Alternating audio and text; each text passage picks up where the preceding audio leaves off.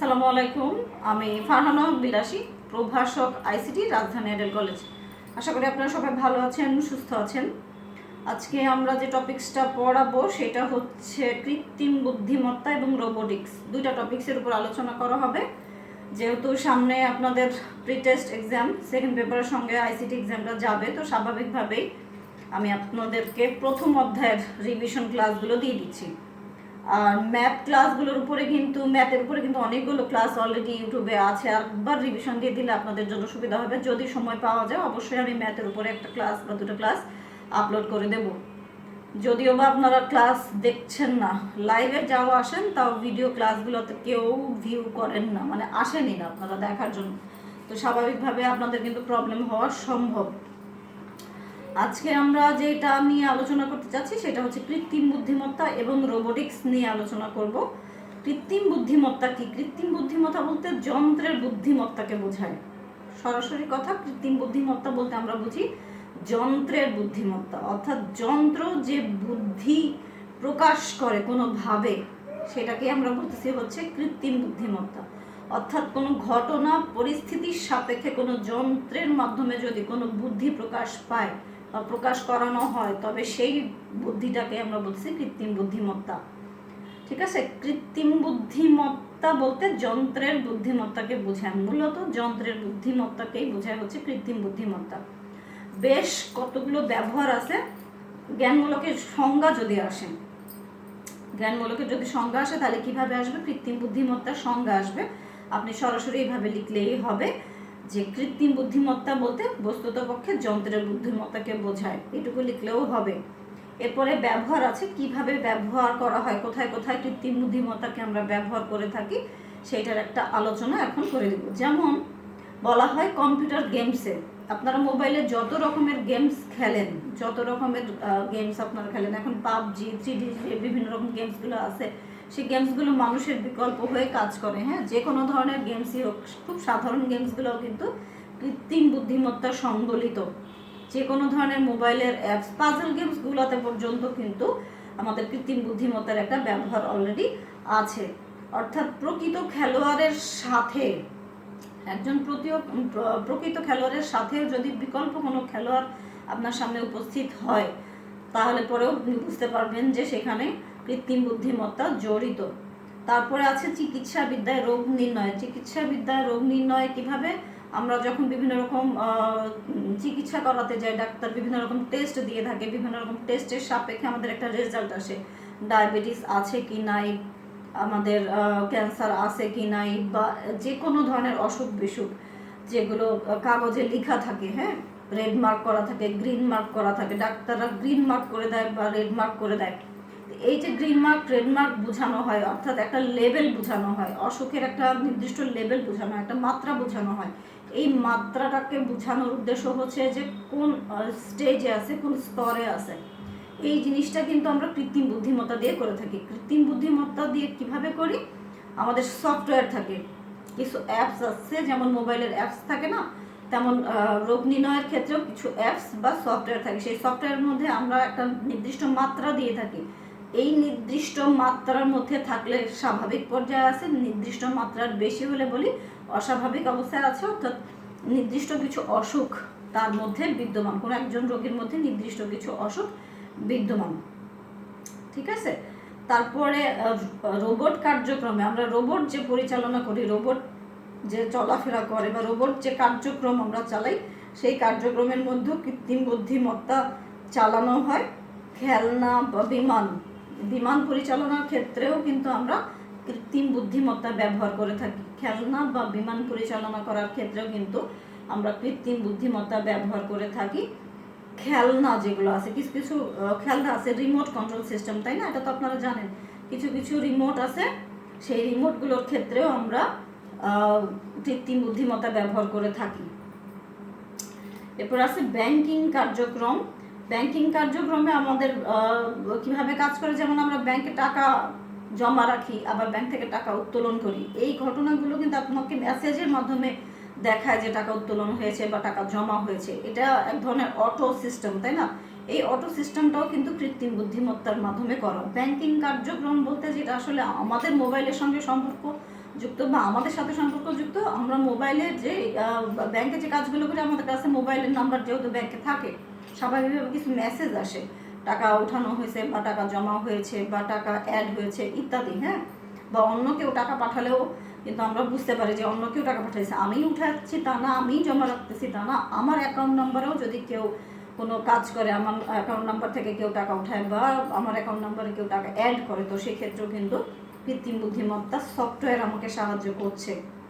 Auto পাইলটের মাধ্যমে বিমান পরিচালনা, কিছু কিছু ক্ষেত্রে কিছু বিমান আছে যেগুলো অটো পাইলটের কাজ করানো হয়।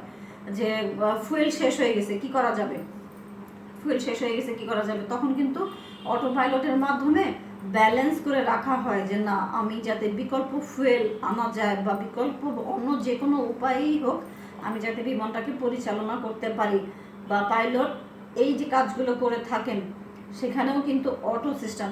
হঠাৎ করে পাইলট অসুস্থ হয়ে গেল, তখন কি করা যাবে? হঠাৎ করে যদি পাইলট, তাহলে বিকল্প পাইলট তো অবশ্যই থাকে, দুজনই অসুস্থ হয়ে গেল, তখন কি হবে? সেই জন্য এই ধরনের বিকল্প ব্যবস্থা হিসেবে অটো পাইলট বা কৃত্রিম বুদ্ধিমত্তার মাধ্যমে প্লেনের ভিতরে বা যেগুলো আমরা ব্যবহার করি, হেলিকপ্টারগুলো ব্যবহার করি, সাধারণত হেলিকপ্টারগুলোতে এই ধরনের আয়োজন থাকে।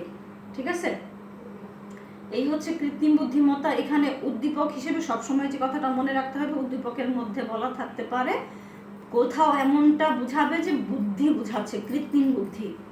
সেটা সাপোজ বলা হলো দাবা খেলোয়াড়, বলা হলো দাবা খেলোয়াড়, হ্যাঁ, যে কোনো একজন ব্যক্তির নাম বলা হলো যে অমুক ব্যক্তি খুব তুখোর খেলোয়াড় দাবায়, কিন্তু কম্পিউটারের সামনে খেলতে বসে সে হেরে যাচ্ছে। খুব তুখোর খেলোয়াড়, সে খুব ভালো খেলে দাবা, কিন্তু কম্পিউটারের সাথে খেলতে বসেও সে হেরে যাচ্ছে বারবার। কারণ কি, কিভাবে সম্ভব হচ্ছে যে এত ভালো খেলার পরেও কম্পিউটারের সাথে খেলতে বসে কিভাবে হারলো? বুঝতে হবে সেটাতে কৃত্রিম বুদ্ধিমত্তা আছে, মানে উদ্দীপকের মধ্যে কোথাও বলা আছে সেটা কৃত্রিম বুদ্ধিমত্তা, তার কারণে সে হেরে যাচ্ছে। খুব ভালো খেলোয়াড় হওয়া সত্ত্বেও কিন্তু সে হেরে যাচ্ছে। ঠিক আছে, এইভাবে। এরপরে যে টপিকসটা আছে রোবোটিক্স। কেন আমরা দুইটা টপিকস একসাথে পড়তেছি? তার কারণ হচ্ছে অলমোস্ট সিমিলার টাইপের টপিকস এগুলো। ঠিক আছে, অলমোস্ট সিমিলার টাইপের টপিকস এগুলো, সেই জন্য আমরা এই দুটো টপিকস একসাথে পড়তেছি। রোবোটিক্স কি বলা হয়? রোবোটিক্স হচ্ছে কৃত্রিম বুদ্ধিমত্তার বড় একটা অংশ হচ্ছে রোবোটিক্স, অর্থাৎ কৃত্রিম বুদ্ধিমত্তার একটা অংশ। প্রোগ্রামকৃত প্রসেসর যেটা, সেটা হচ্ছে কৃত্রিম বুদ্ধিমত্তা মূলত। প্রোগ্রামকৃত প্রসেসর, কোনো ব্যক্তি যদি কোনো যন্ত্রের মধ্যে কৃত্রিমভাবে কোনো বুদ্ধি তৈরি করে থাকে, কোনো প্রসেসর তৈরি করে থাকে, সেটা হচ্ছে কৃত্রিম বুদ্ধিমত্তা। আর রোবোটিক্স হচ্ছে একটা এমন একটা মেশিন যার মধ্যে শুধু ব্রেনই না, তার সাথে তার কিছু অর্গ্যান জড়িত। অর্গ্যান বলতে আমরা মানে হাত পা বুঝাচ্ছি। ঠিক আছে, রোবোটিক্সের শুধু যে ব্রেনটাই থাকবে তার তার কিন্তু একটা বডিও থাকবে, হাত পা বা এরকম বিশেষ কিছু অর্গান বোঝাবে। ঠিক আছে, অর্থাৎ রোবোটিক্স হচ্ছে প্রকৌশল বিদ্যার এমন একটা শাখা যেখানে নকশা করা হয়, পরিকল্পনা করা হয় এবং উৎপাদনশীলতা, কার্যক্রম ইত্যাদি নিয়ে আমরা আলোচনা করি। একটা রোবট কিভাবে চলবে, কোন কাজ আমরা রোবটকে দিয়ে করাবো, কোন কোন বিশেষ কাজগুলো একটা রোবটকে দিয়ে করানো উচিত, বা আমরা কি কি কাজ করাতে চাচ্ছি সেইটার উপর ভিত্তি করে কিন্তু আমরা রোবট তৈরি করি। হাত দরকার হলে হাত, পা দরকার হলে পা, প্যাকেজিং করার জন্য, প্যাকেট করার জন্য হলে যদি আমাদের দরকার হয়, সেইভাবে কি কি কাজ করাতে চাচ্ছি তার উপর ভিত্তি করে একটা রোবট আসলে তৈরি হয়। শুধুই যে মানুষের আকৃতি ধারণ করবে তা না, মানুষের আকৃতি ধারণ করা ছাড়াও কিন্তু বিকল্প যে কোনো কাজ যেটা আমি করাতে চাচ্ছি, সেগুলো খুব সূক্ষ্ম সূক্ষ্ম কাজ করার ক্ষেত্রে আসলে রোবোটিক্স ব্যবহার করা হয়ে থাকে। পাঁচটা অংশ মূলত এর আছে। একটা হচ্ছে প্রসেসর, পাওয়ার সিস্টেম, অ্যাকচুয়েটর এবং অনুভূতি ম্যানিপুলেশন। এই পাঁচটা অংশ, এই যে নামগুলো নিলাম, প্রসেসর, পাওয়ার সিস্টেম, অ্যাকচুয়েটর এবং হচ্ছে অনুভূতি ম্যানিপুলেশন, এই যে পাঁচটা অংশ, এই পাঁচটা অংশের নাম আপনাদের উদ্দীপকের কোথাও খুব একটা থাকবে না বা প্রশ্নের মধ্যে প্রয়োজন হবে না। তবে আপনাদের যেই জিনিসটা দরকার হবে সেটা হচ্ছে মূলত রোবোটিক্সের ব্যবহার। রোবোটিক্সকে আমরা কোথায় কোথায় ব্যবহার করছি সেইটা থাকবে, তো সেইটা অনুযায়ী আপনাকে প্রশ্ন আসবে এবং সেই অনুযায়ী আপনাকে উত্তর লিখতে হবে। আচ্ছা, সরাসরি চলে যাচ্ছি ব্যবহারের ক্ষেত্রে। ব্যবহার কোথায় বলা হচ্ছে? শিল্প কারখানায়। শিল্প কারখানায় ব্যাপক হারে রোবোটিক্স ব্যবহার করা হয়। শিল্প কারখানায় প্যাকেজিং, আমরা যেটাকে প্যাকেট করা বোঝাই, যে কোনো ধরনের ফুড ফ্যাক্টরি বলে একটা প্রোগ্রাম হয় ডিসকাভারিতে, আপনারা দেখেন তাই না, ফুড ফ্যাক্টরি। তো ওখানে দেখবেন, বা বাংলাদেশের যে কোনো কোম্পানির প্রাণ RFL কোম্পানির বা জুস কোম্পানি বা যে কোনো কোম্পানির যদি ইউটিউবে কোনো ভিডিও দেখেন, ঠিক আছে, উৎপাদন কিভাবে হচ্ছে, প্যাকিং কিভাবে হচ্ছে বা কিভাবে সরবরাহ করা হচ্ছে, তখন দেখবেন যে কিছু কিছু বিশেষ বিশেষ যন্ত্র যে শিল্প কারখানাগুলোতে ব্যবহার করা হচ্ছে, ঠিক আছে। তো সেই ক্ষেত্রে রোবটের ব্যবহারটা আপনারা দেখবেন টিভি তৈরির ক্ষেত্রে, সার্কিট তৈরির ক্ষেত্রে, যে কোনো ধরনের আইসি তৈরির ক্ষেত্রে কিন্তু আমরা রোবোটিক্সকে ব্যবহার করে থাকি। অর্থাৎ যে কোনো ধরনের শিল্প কারখানায় যে প্যাকেজিং, প্যাকেট, ম্যানুফ্যাকচারিংয়ের যত কাজ হচ্ছে সেটা কিন্তু সব রোবোটিক্সের মাধ্যমে, ঠিক আছে। তারপর পাইলট বা ড্রাইভারের বিকল্প হিসেবে রোবট ব্যবহার করা। পাইলট বা রোবট এখন বাংলাদেশে তো রোবট বা পাইলট বা ড্রাইভারের বিকল্প নাই, তবে সোফিয়ার নাম আপনারা অনেকেই শুনেছেন, দেখেছেনও। ইউটিউবে দেখবেন সোফিয়ার ছোট বোনকে দেখানো হচ্ছে, ইউটিউবে খুব ভালো করে সার্চ করলেই পেয়ে যাবেন, সোফিয়ার ছোট বোন দেখানো হচ্ছে। হ্যাঁ, বলা হচ্ছে যে যেহেতু কোভিড-19 চলছে, তো কোভিড-19 একটু রিস্কি একটা অসুখ, স্বাভাবিকভাবেই নার্স পাওয়া, ডাক্তার পাওয়া একটু রিস্কি হয়ে যাচ্ছে। তো এই কারণে যেহেতু এটা ছোঁয়াচে অসুখ, তো স্বাভাবিকভাবেই দেখা যাচ্ছে কি যে বিকল্প মেশিন তৈরি করা হচ্ছে, বিকল্প নার্স, বিকল্প ডাক্তার হিসেবে। তাকে তো প্রোগ্রাম করে দিলে আমার কাজ হয়ে যাচ্ছে, তাই না? ওষুধ কিভাবে খাওয়াতে হবে, কখন কোন কাজ করতে হবে, সেই হিসেবে রোবট সোফিয়ার বোনকে দেখানো হচ্ছে টিভিতে, ইউটিউবগুলোতে পাওয়া যায়। হ্যাঁ, যে বিভিন্ন দেশে জাপান, চীন, জাপান, এই দেশগুলোতে দেখা যাচ্ছে কি যে রোবট মানুষের বিকল্প হিসেবে ব্যবহার করছে হাসপাতালগুলোতে কোভিড-19 রোগীদের জন্য। তো সেক্ষেত্রে দেখা যায় কি যে এখন মানুষের বিকল্প হিসেবে যাতে ব্যবহার করতে পারা যায় সেটার একটা বিকল্প ব্যবস্থা রাখা হয়েছে। আমরা ইলেকট্রনিক আইসির কথা বলেছিলাম যে ইলেকট্রনিক আইসি, যত ক্ষুদ্র ক্ষুদ্র আইসি তৈরি করা হচ্ছে, প্রত্যেকটা আইসির ক্ষেত্রে রোবট ব্যবহার করা হয়, কারণ রোবট ছাড়া মানুষের দ্বারা আইসি স্থাপন করা সম্ভব না। এত সূক্ষ্ম আইসি হয়ে থাকে যে সেখানে কিন্তু আমরা মানুষরা কিছুই করতে পারবো না। তো স্বাভাবিকভাবেই আইসি বানাতে হলেও কিন্তু আমাদের রোবটেরই প্রয়োজন হচ্ছে। বিপজ্জনক ঝুঁকিপূর্ণ কাজে একটু আগে যেটা বলেছিলাম যে রোবট সোফিয়ার বোন বানানো হচ্ছে, বিপজ্জনক কাজ, কোভিড-19 একটা বিপজ্জনক কাজ। যদিও বা নার্স ডাক্তার অ্যাভেলেবেল পরিমাণে পুরো বিশ্বে কাজ করছে, তারপরে প্রচুর ডাক্তার, প্রচুর নার্সও কিন্তু মারা যাচ্ছে। তো তারপরেও স্বাভাবিক নিয়মের বাহিরে একটু বিকল্প চেষ্টা, একটু বিকল্প ইচ্ছা, যদি কিছু মানুষকেও বাঁচানো যায়, তো সেই হিসেবে বিপজ্জনক ও ঝুঁকিপূর্ণ কাজে আমরা রোবটকে ব্যবহার করার চেষ্টা করছি। তারপরে বাসাবাড়িতে কাজের লোকের বিকল্প হিসেবে আবার আমরা, আপনারা হয়তো দেখবেন বাসাবাড়িতে তো সাধারণত বাংলাদেশে এরকম নাই, বিদেশের বিভিন্ন দেশে রোবটের ব্যবহার করছে। যে ঠিক আছে একটা বানায় দেখি, আসলে ট্রায়াল ভার্সন বানায় দেখি কোনো কাজ হয় কিনা। বাংলাদেশে কিছু কিছু খাবারের যেই দোকানগুলো আছে, খাবারের যে ফুড রেস্টুরেন্টগুলো, সেই রেস্টুরেন্টগুলোতে দেখা যায় কি যে আছে রোবটের ব্যবহার। আমরা জাস্ট একটা ব্যবহার হিসেবে দেখালাম আর কি যে আছে। উদ্দীপকের মধ্যে এই ধরনের কথাবার্তাগুলো থাকতে পারে, মানুষের বিকল্প, মানুষের মতো দেখতে, খাবার সাপ্লাই করছে, বিল নিচ্ছে, এরকম কিছু একটা কথাবার্তা থাকলো, ঠিক আছে। এই যে কথাগুলো আমি বললাম রোবটের কথা, সেই কথাগুলো কিন্তু আপনার জন্য জরুরি। উদ্দীপক হিসেবে অনেক ধরনের কথা বলা থাকতে পারে। একটা কথা মনে রাখবেন যে কৃত্রিম বুদ্ধিমত্তা এবং রোবোটিক্সের মধ্যে ম্যাচিং আছে, বিশেষ বিশেষ বিশেষ কিছু সেক্টর ম্যাচিং আছে। একটা জিনিস, রোবট হচ্ছে পুরো একটা যন্ত্র, প্রোগ্রামকৃত প্রসেসরের সঙ্গে সঙ্গে তার কিছু অ্যাকচুয়েটর, আমরা অ্যাকচুয়েটর বলতে যেটা বোঝাচ্ছি অর্গান, অঙ্গ প্রত্যঙ্গ, তার কিছু অঙ্গ প্রত্যঙ্গ আছে, একটা পুরা যন্ত্র যে অনেক রকমের অনেক ধরনের কাজ করতেছে। আর কৃত্রিম বুদ্ধিমত্তা শুধু একটা অংশ, একটা ব্রেনের কথা বলা হচ্ছে, একটা সফটওয়্যারের কথা বলা হচ্ছে, ঠিক আছে। শুধুমাত্রই একটা সফটওয়্যার, শুধুমাত্র একটা অ্যাপ, শুধুমাত্রই কিছু বিশেষ আয়োজন, একটা প্রোগ্রামকৃত ব্রেন, বিশেষ কিছু আয়োজন ছাড়া কিছু না। আর রোবট হচ্ছে একটা নিজেই যন্ত্র যারা অনেকগুলো অর্গান, কোন কাজে ব্যবহার করতেছি, কোন কাজের জন্য আমার দরকার, সেটার উপর ভিত্তি করে একটা রোবট কিন্তু তৈরি হচ্ছে স্বাভাবিকভাবে। আপনাকে মনে রাখতে হবে রোবট আর কৃত্রিম বুদ্ধিমত্তা কাছাকাছি, যেহেতু আপনাদের উদ্দীপক যেভাবে আসে আপনাদের ধরতে, এই টপিক্সটাও প্রশ্ন ধরতে আপনাদের খুব অসুবিধা হয়, আপনারা বুঝতে পারেন না। গতকালকে যে ক্লাসটা দিয়েছিলাম সেখানে জেনেটিক ইঞ্জিনিয়ারিং এবং বায়ো ইনফরমেটিক্স বোঝানো হয়েছিল। সেখানেও আপনাদেরকে বারংবার বোঝানো হয়েছে যে জেনেটিক ইঞ্জিনিয়ারিং বায়ো ইনফরমেটিক্সের একটা যেমন কমন আলোচ্য বিষয় কমন ধরতে পারা যায় না, হ্যাঁ, তেমন রোবোটিক্স এবং কৃত্রিম বুদ্ধিমত্তার মধ্যেও সেম ধরতে পারা যায় না। আপনার স্টুডেন্টরা ধরতে পারে না, আমরা পারি, আমাদের যেহেতু অভ্যাস, আপনাদের একটু অসুবিধা হয়।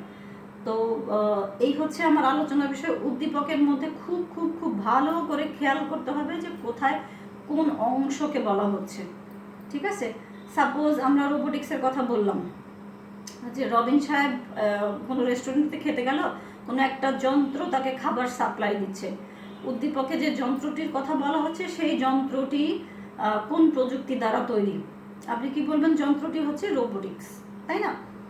এখন এইভাবে আসলে প্রশ্ন। আবার বলা হলো যে একটা রোবটকে আমরা বিশেষভাবে নিয়ন্ত্রণ করতে পারি। নিয়ন্ত্রণ করতেছি, কোনো একটা কাজ করতেছি, রোবটটাকে দিয়ে আমরা সংযোজন করতেছি, বিয়োজন করতেছি, শিল্প কারখানায় কাজে লাগাচ্ছি, এরকম বিশেষ বিশেষ কয়েকটা কথা বলা হলো। তখন আমরা জিজ্ঞাসা করলাম যে উদ্দীপকে যে যন্ত্রের কথা বলা হচ্ছে সেই যন্ত্রটা আসলে কোন প্রযুক্তির বা কোন প্রযুক্তি দ্বারা তৈরি, বলতে হবে রোবোটিক্স, তাই না? আর যদি বলা হয় যে কৃত্রিম বুদ্ধিমত্তা, তাহলে অবশ্যই দেখা যাবে কি শুধু কিছু টেকনিক, কিছু কৌশলের কথা বলা হবে, কোথাও বুদ্ধি ব্যবহার করা হচ্ছে এরকম কিছু বলা হবে। গেমস খেলতে বসে হেরে গেছে, গাড়ি চালাতে বসছে গেমসের মধ্যে হেরে গেছে। 3D গেমসের কথা বলা হলো, 3D গেমসের মধ্যে 3-4 জনে মিলে কথা বলছে, কিন্তু সেটাও কিন্তু একটা কৃত্রিম বুদ্ধিমত্তা। পাবজি আপনারা খেলেন, তাই না? পাবজির মধ্যে কিন্তু 3-4 জন মানুষই, এমন একটা গেমস যে গেমসের মধ্যে অনেকগুলো মানুষের অংশগ্রহণ, কিন্তু সেই অংশগ্রহণের মাঝখানেও কিন্তু আপনাদের কথাগুলো তো আছেই আছে, এমন কোন কৌশলটা ব্যবহার করা হচ্ছে যে গেমসের মধ্যে মানুষের কথা সংযোজন করা যাচ্ছে। এটা একটা কৌশল মাত্র। এই কৌশলগুলোর মধ্যেই কিন্তু বলা আছে সেটি একটা কৃত্রিম বুদ্ধিমত্তার অংশ। এখানে কিন্তু কোনো অর্গান বলা হয়নি, কোনো অ্যাকচুয়ালি কোনো অঙ্গ প্রত্যঙ্গের কথা বলা হয়নি। তো স্বাভাবিকভাবে আপনাকে বুঝে নিতে হবে যে এটা আমার কৃত্রিম বুদ্ধিমত্তার অংশ, ঠিক আছে। এই হচ্ছে আমার আজকের আলোচ্য বিষয়। 2টা টপিকস নিয়ে আলোচনা করলাম। সামনে আপনাদের প্রি-টেস্ট পরীক্ষা, আপনারা মোটেই সিরিয়াস না, বিশেষ আলাদা করে কিছু বলার নাই। তারপরেও আমাদের লাইভ ক্লাস আছে সব গ্রুপের সাথে, বৃহস্পতিবার মানবিক গ্রুপের সাথে আমার লাইভ ক্লাস আছে। সেখানে আপনাদের যদি এই সমস্ত টপিকস, প্রথম অধ্যায় থেকে আমি অনেকগুলো টপিকস অলরেডি কিন্তু আমি আলোচনা করে দিয়েছি, 2টা করে টপিকস আলোচনা করা হয়েছে, অনেক দূর আগানো গেছে। আপনারা একটু সিরিয়াস হয়ে পড়ালেখা করলে আপনাদের জন্য সুবিধা হয়, ঠিক আছে। আর আপনাদের যেটা করতে হবে সেটা হচ্ছে নিজেরা পড়ালেখা করে মুখস্থ করে প্রচুর প্রচুর প্রচুর প্র্যাকটিস দরকার। প্র্যাকটিসের কোনো বিকল্প নেই, প্র্যাকটিস ছাড়া কিন্তু এই সমস্ত টপিক্সে আপনি কিছুই করতে পারবেন না। প্রচুর প্র্যাকটিস দরকার, মুখস্থ করে প্রচুর প্র্যাকটিস। ছোট ছোট প্রশ্ন আসে, রোবোটিক্স কাকে বলে, ঠিক আছে, তারপরে কৃত্রিম বুদ্ধিমত্তা কাকে বলে, আবার 2 মার্কের জন্য আসলো রোবোটিক্সের কয়েকটা ব্যবহার বলো, ব্যাখ্যা করো, বা কৃত্রিম বুদ্ধিমত্তার একটা ব্যবহার ব্যাখ্যা করো। এইভাবে ছোট প্রশ্ন। আর উদ্দীপক আসলে তো 3 এবং 4 মার্কের উদ্দীপক আসলে তো আলাদা কথাই, অবশ্যই উদ্দীপক আসতে পারে। স্বাভাবিকভাবে এগুলো আপনাদেরকে লিখতে হবে। 3 এবং 4 মার্কের হলে কতটুকু বড় করে আপনাকে লিখতে হবে সেটা আপনার মাথায় থাকতে হবে। এবং 1 এবং 2 মার্কের জন্য হলে কিন্তু যথেষ্ট পরিমাণ না লিখলেও চলবে। সংজ্ঞা হিসেবে আসলে শুধু সংজ্ঞা ছোট্ট করে 1.5 থেকে 2 লাইন খরচ করে শুধু এক্স্যাক্ট সংজ্ঞার মধ্যে অর্থ পরিবর্তন করা যাবে না, ঠিক আছে। সংজ্ঞার মধ্যে কোনোভাবেই অর্থ পরিবর্তন করা যাবে না। অর্থ পরিবর্তন করা ছাড়া কোনো একটা সংজ্ঞা যদি ঠিকঠাক মতো উপস্থাপন হয় তার ঠিকঠাক নাম্বারটাও পাওয়া যাবে। আর অনুধাবনমূলক প্রশ্নের মধ্যে যখন অনুধাবনমূলক প্রশ্ন আসতেছে তখন সংজ্ঞা দিয়ে তার বিশেষ কিছু বৈশিষ্ট্য দিলেই কিন্তু পুরো নম্বর। আর 3 এবং 4 মার্কের জন্য অবশ্যই বেশি পরিমাণে লিখতে হবে। এখানে বেশি লেখার কোনো বিকল্প নাই, আপনাদেরকে মিনিমাম 1.5 পাতা খরচ করতে হবে। এখন হিসাব অনুযায়ী আপনি বলবেন ম্যাডাম আপনি মেপে বললেন 1.5 পাতা। টিচার এগুলো খেয়াল করে, টিচারদের এগুলো খেয়াল করা অভ্যাস। তো টিচাররা খেয়াল করে আপনার নাম্বারটা যাতে কাটার সুযোগ না পায় সেটাই আসলে আপনাকে শেখানোর উদ্দেশ্য। সেজন্য যথেষ্ট পরিমাণ খাতায় যখন নাম্বার থাকবে, লেখা থাকবে, নাম্বার পেতে আপনার খুব একটা অসুবিধা হবে না, ঠিক আছে। ভালো থাকবেন, সুস্থ থাকবেন, ঘরে থাকবেন, ক্লাসগুলো ভালোভাবে করবেন, লিখবেন, পড়বেন, প্র্যাকটিস করবেন। আর লাইভ ক্লাসে আছি, লাইভ ক্লাসে আপনাদের যে কোনো সমস্যা থাকলে আমাদের সঙ্গে সরাসরি অংশগ্রহণ করে আপনাদের কথাগুলো বললে আমরা আপনাদের সমস্যাগুলো বুঝতে পারবো। ভালো থাকবেন, সুস্থ থাকবেন, আল্লাহ হাফেজ।